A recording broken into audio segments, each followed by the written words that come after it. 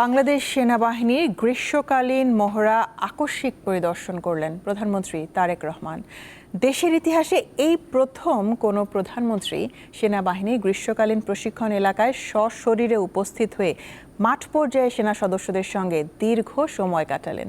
এ সময় প্রধানমন্ত্রী বলেন, দেশের জনগণ বাংলাদেশ সেনাবাহিনীর ওপর গভীর আস্থা রাখে।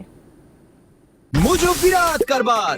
মোজো 1 লিটার ও 2 লিটার কিনে তুমিও জিতে নিতে পারো ফ্যামিলি কার, স্পোর্টস বাইক, টিভি, আইফোন ছাড়াও থাকছে লক্ষ লক্ষ নিশ্চিত গিফট।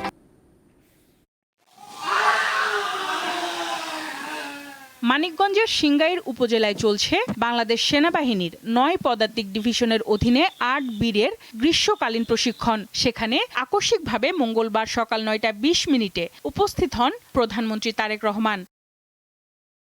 এরপর পুরো মহড়া এলাকা পায়ে হেঁটে পরিদর্শন করেন সরকার প্রধান। মহড়া চলাকালে প্রধানমন্ত্রী ফার্ম বেজের বিভিন্ন অংশ ঘুরে দেখেন এবং দায়িত্বপ্রাপ্ত জেনারেল অফিসার কমান্ডিং ও ইউনিটের কমান্ডিং অফিসারের কাছ থেকে প্রশিক্ষণ কার্যক্রম ও কৌশলগত প্রস্তুতি সম্পর্কে অবহিত হন।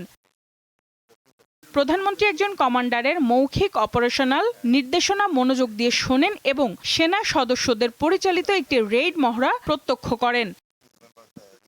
এক পর্যায়ে প্রধানমন্ত্রী মহড়ায় অংশগ্রহণকারী সেনা সদস্যদের জন্য প্রস্তুত করা তাৎক্ষণিক রান্না করা খাবার গ্রহণ করেন। মাঠ পর্যায়ে সেনা সদস্যদের সঙ্গে সরকার প্রধান দীর্ঘ সময় কাটানোয় উপস্থিত সেনা সদস্যরা উচ্ছ্বাস প্রকাশ করেন। পরে সেনা সদস্যদের উদ্দেশ্যে দিক নির্দেশনামূলক বক্তব্য দেন তারেক রহমান।